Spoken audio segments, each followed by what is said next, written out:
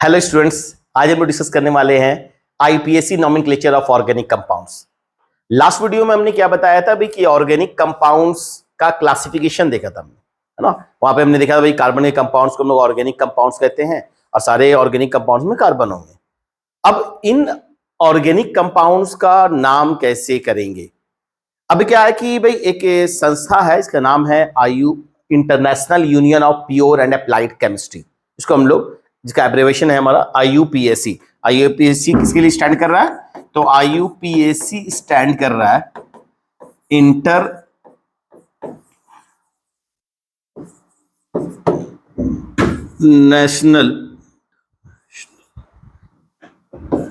Union of pure and applied chemistry.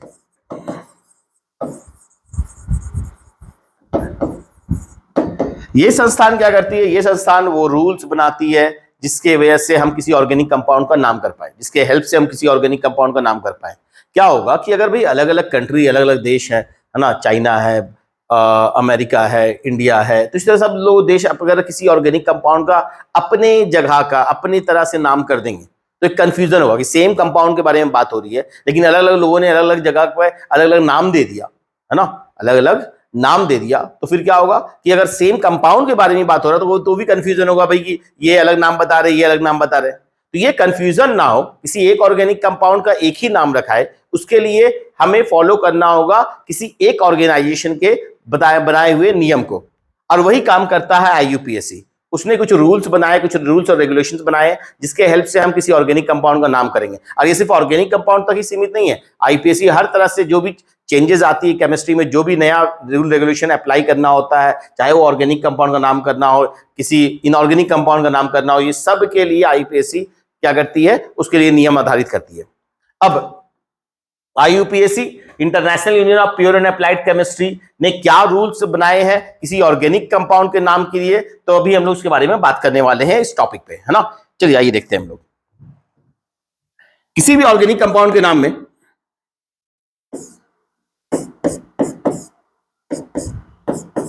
किसी भी organic compound के आईपीएसी नॉमेनक्लेचर में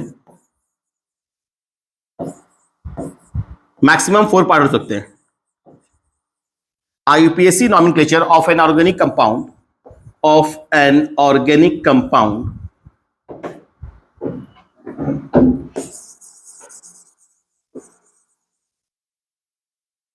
may consist of following 4 parts। नीचे दिए गए 4 पार्ट्स हो सकते हैं। किसी भी ऑर्गेनिक कंपाउंड के आईपीएसी नॉमेनक्लेचर अगर आप कर रहे हैं, किसी ऑर्गेनिक कंपाउंड का आईपीएसी नॉमेनक्लेचर कर रहे हैं, तो हो सकता है उसमें 4 पार्ट हो सकते हैं। हो सकता है कहने का मतलब क्या है कि भाई जरूरी नहीं चारों पार्ट की जरूरत पड़े। हो सकता है भाई चारों पार्ट का रिक्वायरमेंट हो सकता है 4 में से 3 पार्ट से नाम हो जाए, हो सकता है भाई 2 ही पार्ट का रिक्वायरमेंट हो। तो हमने कहा मे कंसिस्ट हो सकता है 4 पार्ट हो, है ना। हो सकता है चारों पार्ट का नीड हो, या फिर 4 की जगह 3 ही पार्ट का नीड हो, या फिर हम लोग देख लें, है ना, 2 पार्ट का ही नीड हो। आइए देखते हैं हम लोग वो 4 पार्ट्स कौन कौन से हैं। पहला,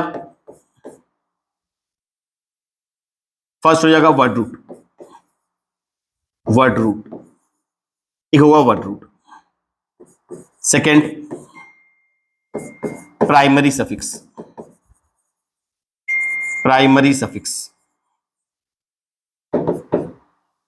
थर्ड, सेकेंडरी सफिक्स। और फोर्थ होगा प्रीफिक्स। किसी भी ऑर्गेनिक कंपाउंड के नाम में ये 4 पार्ट हो सकते हैं: word root, primary suffix, secondary suffix और प्रीफिक्स, है ना। इनमें से अगर हम सबको ऑर्डर पे लिखें तो सबसे पहले लिखाएगा प्रीफिक्स। प्री मतलब होता है पहले, फिक्स मतलब होता है लगना, पहले सबसे पहले लगेगा प्रीफिक्स। प्रीफिक्स के बाद आएगा वर्ड रूट का पार्ट यूज करना है हमें। प्रीफिक्स के बाद वर्ड रूट लगाना है किसी भी ऑर्गेनिक कंपाउंड के नाम में। उसके आगे बाद नेक्स्ट प्राइमरी सफिक्स लगाएंगे, सफिक्स में जो लास्ट में लगता है, और सेकेंडरी सफिक्स उसके बाद लगाएंगे भाई प्रीफिक्स से। प्राइमरी सफिक्स के बाद सेकेंडरी सफिक्स का हम लोग यूज करना है। ये जो प्रीफिक्स है वो हमें बताने वाला है सब्स्टिट्यूएंट्स के बारे में। अब क्या होता है सब्स्टिट्यूएंट्स, उसके बारे में हम आपको आगे बताएंगे। वर्ड रूट हमें क्या बताने वाला है? Number of carbon in parent chain, number of carbon in parent chain, number of carbon in parent chain.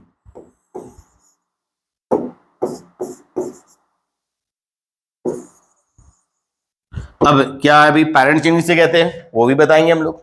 Primary suffix, ये हमें बताएगा saturation state of the organic compound, इधर द कंपाउंड इज सैचुरेटेड और अनसैचुरेटेड, ये कौन बताएगा? Primary suffix. Secondary suffix हमें बताएगा फंक्शनल ग्रुप के बारे में। लास्ट क्लास में हमने देखा था, लास्ट वीडियो में, भाई फंक्शनल ग्रुप क्या होता है ना। सेकेंडरी सफिक्स हम लोग लगाएंगे फंक्शनल ग्रुप के लिए, कौन सा फंक्शनल ग्रुप प्रेजेंट है इस ऑर्गेनिक कंपाउंड में, उसके बारे में। तो ये 4 पार्ट्स हो गए। किसी भी आईपीएससी नोमेनक्लेचर में 4 पार्ट हो सकते हैं। कौन कौन से? Word root, primary suffix, secondary suffix और प्रीफिक्स, है ना। यहां पे हमने बताया भाई प्रीफिक्स क्या बता रहा है, देखिए यहां पे प्रीफिक्स क्या बता रहा है। प्रीफिक्स बता रहा है हमें नंबर ऑफ सब्स्टिट्यूएंट के बारे में। वर्ड रूट क्या बता रहा है हमें? Number of carbon in parent chain. Primary suffix क्या बता रहा है हमें? सैचुरेशन स्टेट के बारे में। सेकेंडरी सफिक्स हमें क्या बता रहा है? फंक्शनल ग्रुप के बारे में, है ना। तो ये 4 पार्ट हो सकते हैं किसी भी ऑर्गेनिक कंपाउंड में। अगर किसी ऑर्गेनिक कंपाउंड में सब्स्टिट्यूएंट नहीं है, क्या होगा सब्स्टिट्यूएंट आगे बात डिस्कस करेंगे जब हम लोग प्राइमरी सफिक्स प्रीफिक्स को अलग से बता रहे होंगे। तो अगर सब्स्टिट्यूएंट नहीं है तो प्रीफिक्स लगाने की रिक्वायरमेंट नहीं है। अगर ऑर्गेनिक कंपाउंड में फंक्शनल ग्रुप नहीं है तो हम सेकेंडरी सफिक्स का भी यूज नहीं करेंगे। तब ऐसे पार्ट में भाई नंबर ऑफ कार्बन, अगर ऑर्गेनिक कंपाउंड है तो कार्बन तो होगा ही, क्योंकि सारे ऑर्गेनिक कंपाउंड में कार्बन होते हैं, तो ये तो लगना ही लगना है word root.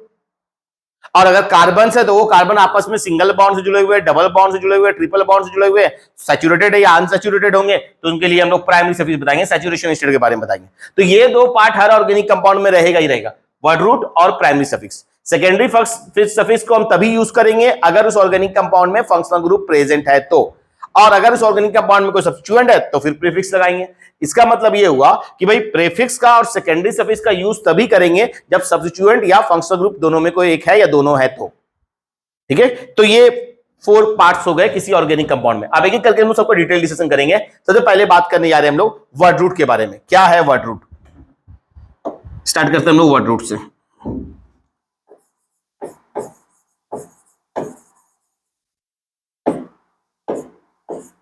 Word root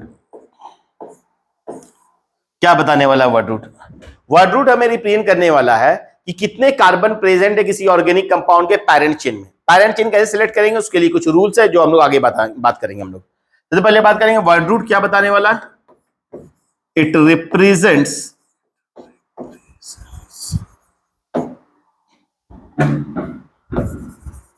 number of carbon in parent chain. Parent chain में कितने कार्बन है उसको रिप्रेजेंट कर रहा है ना। जैसे हम लोग देखिए यहां पर हम लोग एक सेक्शन लगाते हैं हम लोग नंबर ऑफ कार्बन का, और एक कॉलम बना लेते हैं हम लोग उसका वर्ड रूट के लिए। वर्ड रूट क्या हम लोग यूज करेंगे? उतने कार्बन के लिए। अगर इस ऑर्गेनिक कंपाउंड में एक ही कार्बन है तो आप वर्ड रूट लिख रहे होंगे मिथ, याद है CH4 मीथेन कहते थे हम लोग, तो वहां पे लिखते थे ना मिथ। मीथेन में मिथ था। 2 कार्बन होगा तो वर्ड रूट आपने को यूज करना इथ। 3 कार्बन है तो वर्ड रूट यूज करना आपको प्रॉप। 4 कार्बन है तो वर्ड रूट लगाना आपको ब्यूट। 5 कार्बन है तो वर्ड रूट लगाना है पेंट। सिमिलरली अगर 6 कार्बन है तो वर्ड रूट आपको यूज करना है हेक्स। 7 कार्बन के लिए हेप्ट। 8 कार्बन के लिए ऑक्ट। 9 कार्बन के लिए नॉन। 10 कार्बन के लिए डेक। और जनरली हम लोग इसको स्मॉल लेटर से, क्योंकि बीच में ही आने वाला है तो इसको आप ऐसा कर लेंगे, रहने दें, चलो ठीक ना। इन जनरली हम लोग स्मॉल लेटर से ही लिखते हैं, हेक्स, हेप्ट,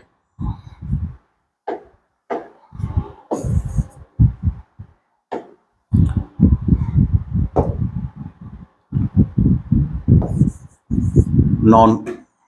तो 1 कार्बन के लिए वर्ड रूट आप लिखने वाले मीट, 2 कार्बन के लिए ईथ, 3 के लिए प्रॉप, 4 के लिए ब्यूट, 5 के लिए पेंट, 6 के लिए हेक्स, 7 के लिए हेप्ट, 8 के लिए ऑक्ट, 9 के लिए नॉन, 10 के लिए डेक, है ना, 11 के लिए अनडेक, 12 के लिए डोडेक। उतना रिक्वायरमेंट हमें क्लास 10th लेवल पे नहीं पड़ेगा मोर देन 10 कार्बन का। तो ये हो गया भाई वर्ड रूट। वर्ड रूट क्या बता रहा है हमें, कितने कार्बन है पैरेंट चेन में, कितने नंबर ऑफ कार्बन है पैरेंट चेन में, है ना। इसके लिए हम लोग क्या लगाते हैं, वर्ड रूट लगाते हैं।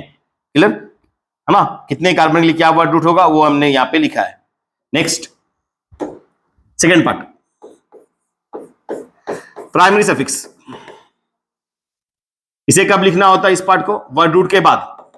क्या रिप्रेजेंट कर रहा है ये, it represents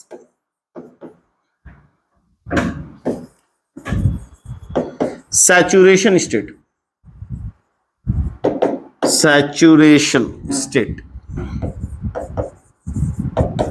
of an organic compound। वो ऑर्गेनिक कंपाउंड सैचुरेटेड है या अनसैचुरेटेड है, देखा था हमने, क्लासिफिकेशन किया था ऑर्गेनिक कंपाउंड का। सैचुरेटेड यानी कि सारे कार्बन के बीच में सिंगल बॉन्ड है तो सैचुरेटेड, कहीं भी मल्टीपल डबल या ट्रिपल बॉन्ड आता है तो वो अनसैचुरेटेड हो जाता है। तो अब सैचुरेशन स्टेट क्या है उसके बेसिस पे,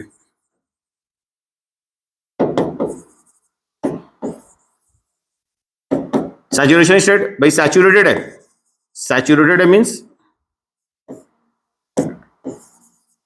कार्बन कार्बन के बीच में सिंगल बॉन्ड है, सॉरी कार्बन कार्बन के बीच में सिंगल बॉन्ड है। तो प्राइमरी सफिक्स आप क्या लगा रहे होंगे, प्राइमरी सफिक्स आप क्या लगा रहे होंगे, इन, ANE लगा रहे होंगे। अगर अनसैचुरेटेड है, अगर वो कंपाउंड अनसैचुरेटेड है तो फिर इसमें कार्बन कार्बन के बीच में डबल बॉन्ड है या कार्बन कार्बन के बीच में ट्रिपल बॉन्ड है, उसके बेसिस पे हम इसे कह देते हैं भाई डबल बॉन्ड है तो प्राइमरी सफिक्स आपको लगाना है इन, और ट्रिपल बॉन्ड है तो फिर लगा लेना है आइन। मोर देन 2 डबल बॉन्ड्स है पूरे चेन में तो आ डाइन, वो हम लोगों को रिक्वायरमेंट क्लास 10 लेवल में नहीं है। इसीलिए बस सिंपली हमें याद रखना है, सिंगल बॉन्ड है तो एन, सारे पूरे चेन में कार्बन के बीच में सिंगल बॉन्ड है तो एन, पूरे चेन में हर जगह में कहीं भी एक जगह पे डबल बॉन्ड आ जाता है, कहीं भी पूरे चेन में एक जगह डबल बॉन्ड आ जाता है तो प्राइमरी सफिक्स हो जाएगा इसका इन। और अगर अनसैचुरेटेड है लेकिन ट्रिपल बॉन्ड आ रहा है तो फिर आपको लिखना है प्राइमरी सफिक्स आइन। क्लियर, तो ये हो गया क्या, प्राइमरी सफिक्स सैचुरेशन स्टेट बताने के लिए, इधर द कंपाउंड इज सैचुरेटेड और अनसैचुरेटेड। नेक्स्ट देखेंगे हम लोग थर्ड पार्ट है हमारे पास secondary suffix. Secondary suffix, secondary suffix हमें क्या बताने वाला है, सेकेंडरी सफिक्स बताएगा भी उस ऑर्गेनिक कंपाउंड में कौन सा फंक्शनल ग्रुप है ना, किस फंक्शनल ग्रुप के लिए क्या सेकेंडरी सफिक्स यूज करते हैं वो भी हम लोग लिखने वाले हैं अभी। तो it represents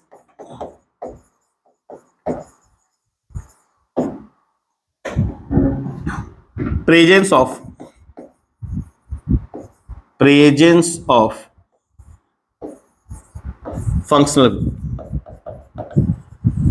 functional group.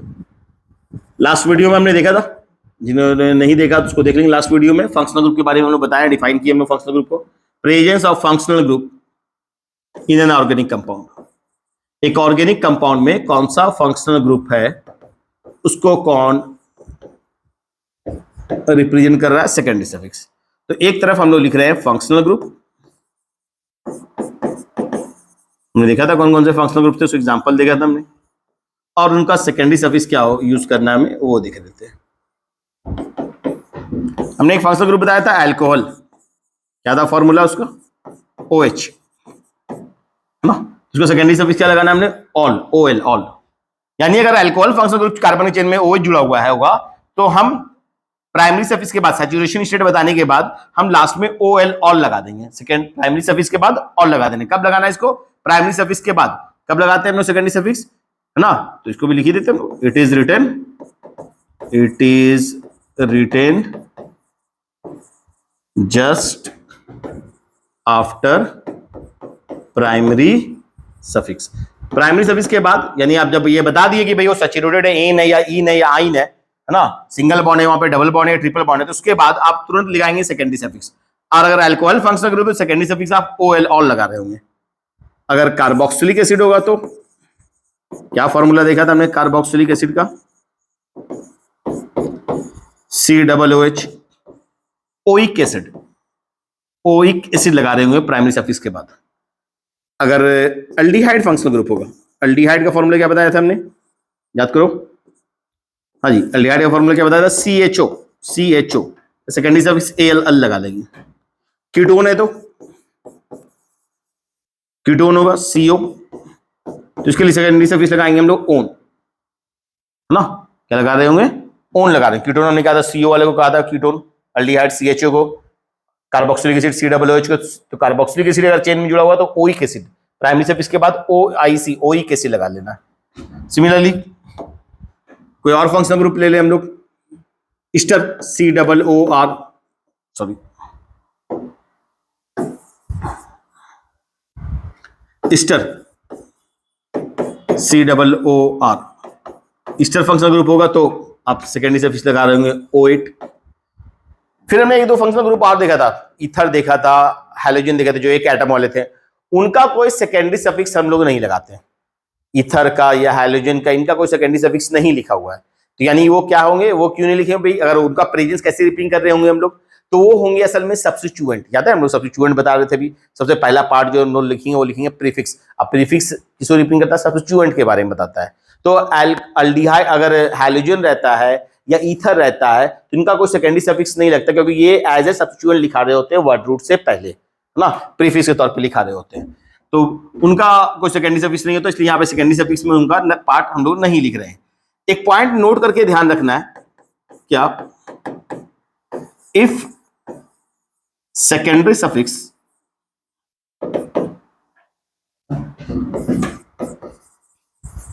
it starts with a vowel, एक वॉवल से शुरू हो रहा है सेकेंडरी सफिक्स, देन तब आपको क्या करना है? टर्मिनल ई, जो लास्ट वाला ई होता है,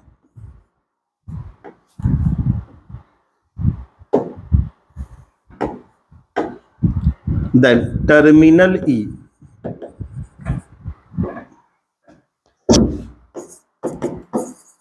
of primary suffix should be removed, तो उसे हटा देना है। देखा था हमने लास्ट में जो ई लगाया था हमने, एन, ANEN, इन था प्राइमरी सफिक्स में, अगर डबल बॉन्ड है तो इन, ENE लास्ट में ई था, आइन, YNE लास्ट में ई है ना। चाहे एन हो, अगर सिंगल बॉन्ड है तो, डबल बॉन्ड है तो इन है या आइन है, ट्रिपल बॉन्ड है तो आइन है, सबके लास्ट में ई है।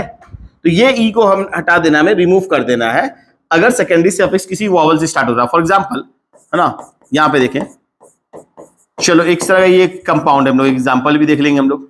इस कंपाउंड में बताओ तो कितने कार्बन है? 2 कार्बन के लिए वर्ड रूट क्या बताया बाबू? 2 कार्बन के लिए ईथ बताया था हमने।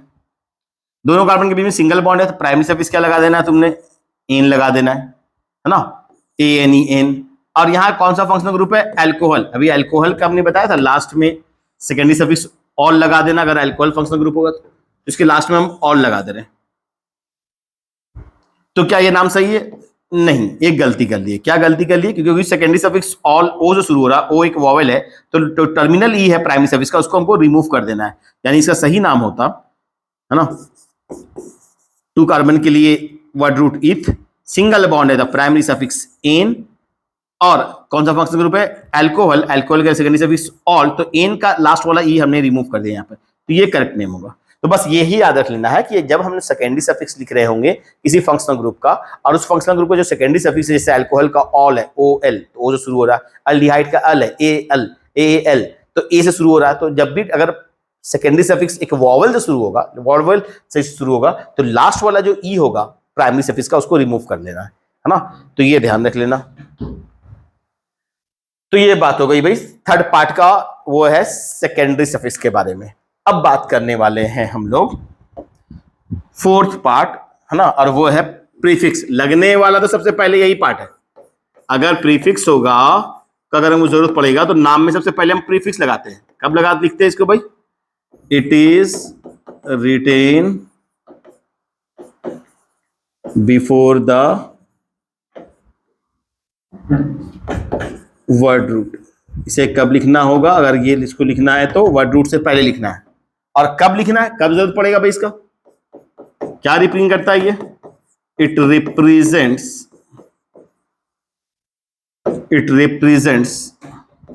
प्रेजेंस ऑफ substituent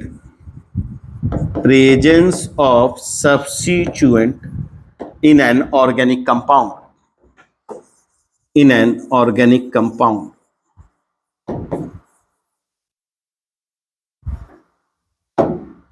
किसी ऑर्गेनिक कंपाउंड में कौन सा सब्स्टिट्यूएंट है उसको कौन रिप्रेजेंट करने वाला है? उसको रिप्रेजेंट करने वाला है प्रीफिक्स। कौन रिप्रेजेंट करने वाला है? प्रीफिक्स रिप्रेजेंट करने वाला है ना। अब सब्स्टिट्यूएंट क्या होता है? यहां पे सवाल होता है भाई सब्स्टिट्यूएंट है क्या? ये सब्स्टिट्यूएंट है क्या? तो तीन टाइप के सब्स्टिट्यूएंट्स हम लोग देखेंगे, देखते हैं ऐसे। लेकिन हम लोग एक टाइप ऑफ सब्स्टिट्यूएंट नहीं देख पाएंगे क्योंकि अभी अपने क्लास 10 लेवल में उसकी रिक्वायरमेंट नहीं है। तो फिलहाल फोकस होगा हमारे दो टाइप ऑफ सब्स्टिट्यूएंट का, है ना। पहला टाइप 1 सब्स्टिट्यूएंट कौन होते हैं? तो सब्स्टिट्यूएंट को हम लोग दो टाइप में कैटेगरी में बांटते हैं। पहला टाइप ऑफ सब्स्टिट्यूएंट कौन से हो जाएंगे कि there are some functional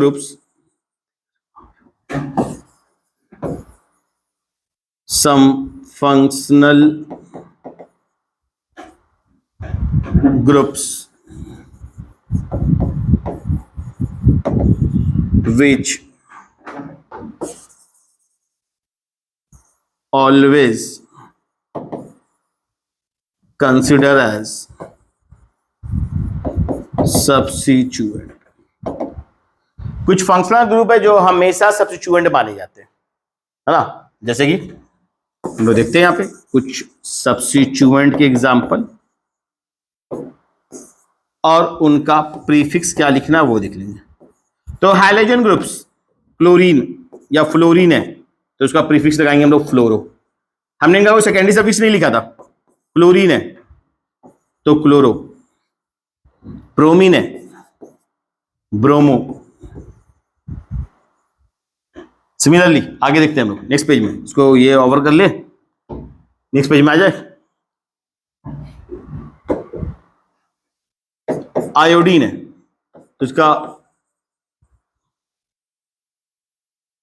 prefix क्या लिखाएगा? आयोडो। इसी तरह से फिर हम लोग देखे थे NO2 एक फंक्शनल ग्रुप है, नाइट्राइट, इसके लिए लगाएंगे हम लोग नाइट्रो।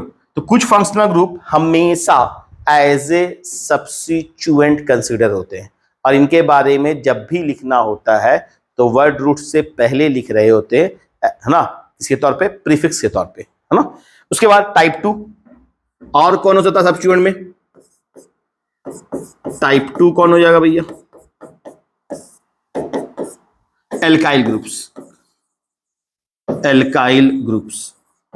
किन्हें कहेंगे हम लोग एल्काइल ग्रुप्स? तो एल्काइल ग्रुप्स वो कार्बन होंगे जो भाई सारे ऑर्गेनिक कंपाउंड में कार्बन होते हैं। अब याद करना हमने क्या बताया था वर्ड रूट में? वर्ड रूट ये बता रहा कितने कार्बन है पैरेंट चेन में, कितने कार्बन है पैरेंट चेन में।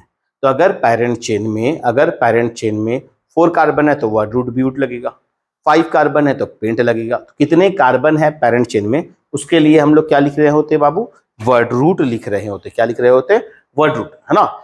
लेकिन अगर किसी ऑर्गेनिक कंपाउंड में 5 कार्बन तो है लेकिन पैरेंट चेन में 4 कार्बन है, एक कार्बन पैरेंट चेन में नहीं बल्कि ब्रांच में लगा हुआ है, तब ऐसे केस में वैसे कार्बन को हम लोग एल्काइल ग्रुप कहते हैं। समझेंगे अभी हम लोग क्या बोल रहे हैं। एल्काइल ग्रुप में कौन आ जाएंगे? Those carbon which are not considered in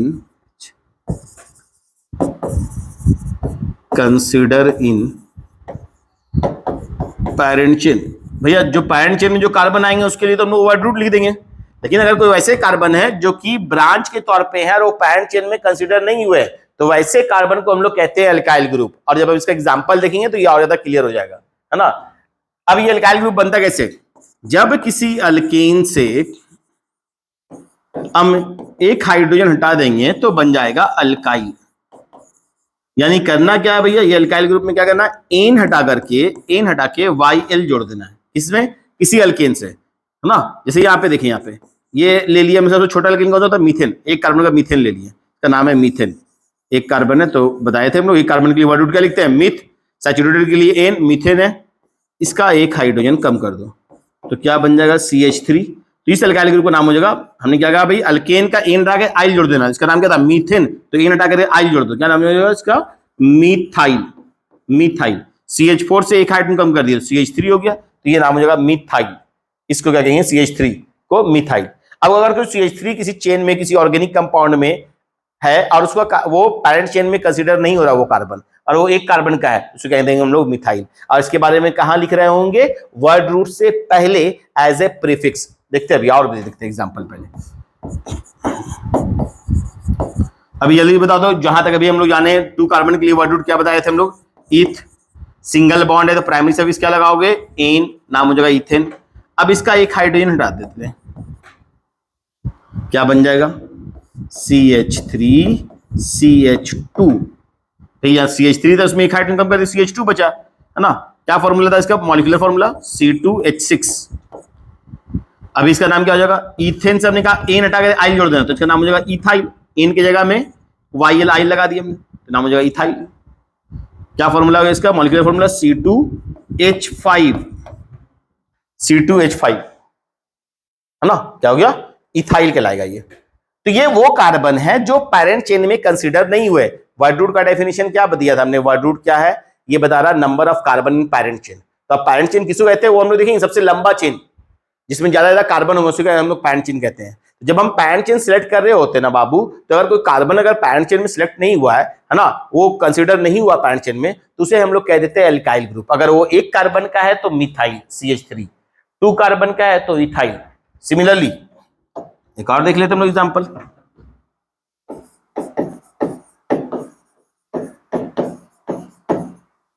three carbon है, 3 कार्बन के लिए अभी हमने क्या बताया था, 3 कार्बन हो तो वर्ड रूट क्या लिखना, प्रोप, और सब में सिंगल बॉन्ड है तो एन, प्रोपेन है। क्या मॉलिक्यूलर फॉर्मूला हो गया इसका, C3H8। 3 कार्बन है, 3 + 2 5 + 3 8 हाइड्रोजन है। अब इसका एक हाइड्रोजन कम कर दे रहे हैं हम लोग, एक हाइड्रोजन कम कर देंगे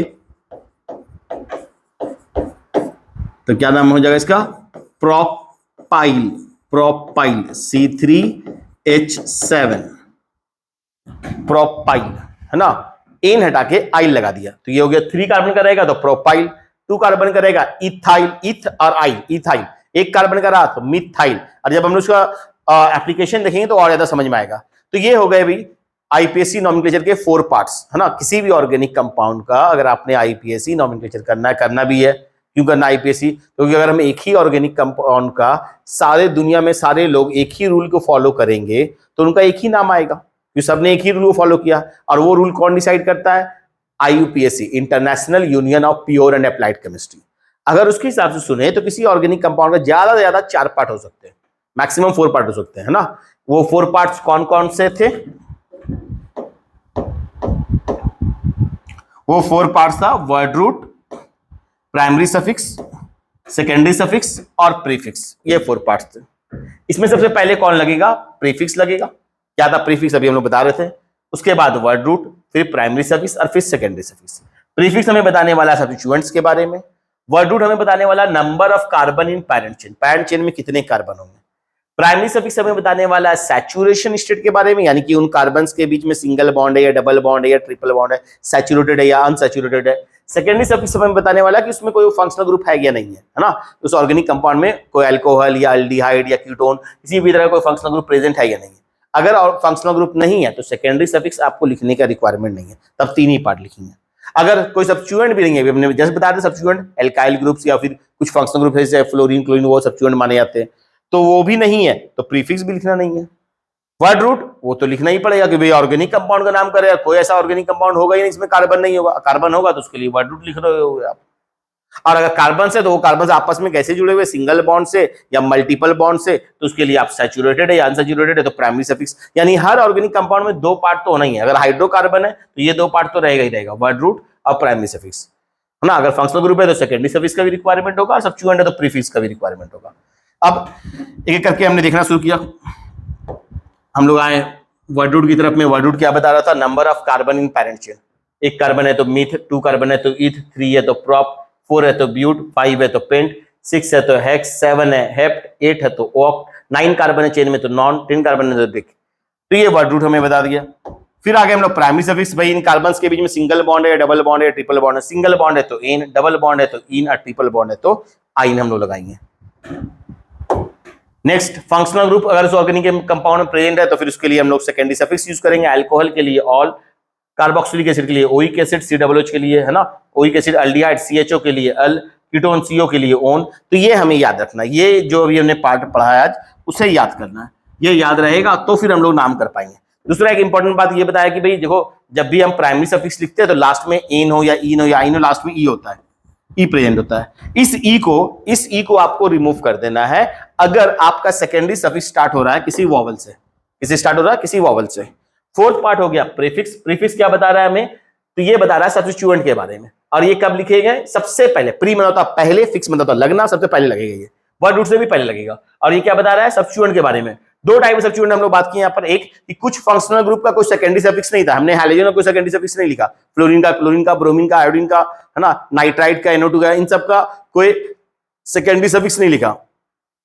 ये फंक्शनल ग्रुप अगर होंगे तो इनको हमेशा सब्स्टिट्यूएंट माने जाएंगे, और इनके बारे में जब भी लिखना होगा हम वर्ड रूट से पहले लिख रहे होंगे, है ना, वर्ड रूट से पहले लिख रहे होंगे। जैसे हम एक एग्जांपल भी डिस्कस कर देते हैं, इसमें एक एग्जांपल भी डिस्कस कर देते हैं हम लोग।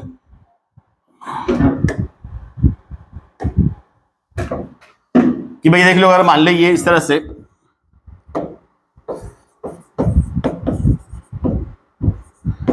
कोई ऑर्गेनिक कंपाउंड, देख रहे हैं भाई, कौन सा फंक्शनल ग्रुप होगा, क्लोरीन। क्लोरीन का कोई सेकेंडरी सफिक्स पढ़ा था हमने, नहीं पढ़ा था। क्या पढ़ा इसका, ये हमने कहा भाई ये सब्स्टिट्यूएंट के तौर पे लिखाएगा, तो ये क्लोरीन पहले लिखा जाएगा। क्या लिखेगा, हमने Cl के लिए क्या बताया था, क्लोरो। तो पहले आप लिख लोगे क्लोरो, फिर 2 कार्बन है तो वर्ड रूट क्या हो जाएगा, 2 कार्बन के लिए ईथ, तो वर्ड रूट से पहले हमने लिख दिया क्लोरो।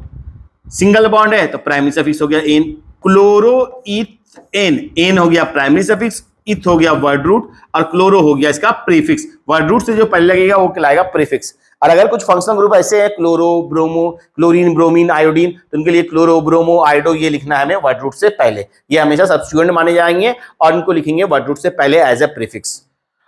और टाइप 2 के हो गए एल्काइल ग्रुप्स। किसे कहते हैं हम लोग, एल्काइल ग्रुप्स। तो वैसे कार्बन जो पैरेंट चेन में कंसीडर नहीं हुए, हमने बार बार कहा, वर्ड रूट का डेफिनेशन क्या दिया कि जितने कार्बन होंगे पैरेंट चेन में, अगर मान लीजिए कोई चेन है और उसमें पैरेंट चेन में कोई कार्बन तो है उस ऑर्गेनिक कंपाउंड में, लेकिन वो पैरेंट चेन में कंसीडर नहीं हुआ, काउंट नहीं हुआ, कैसे, हम लोग जब रूल्स पढ़ाएंगे तो वहां पे देखेंगे।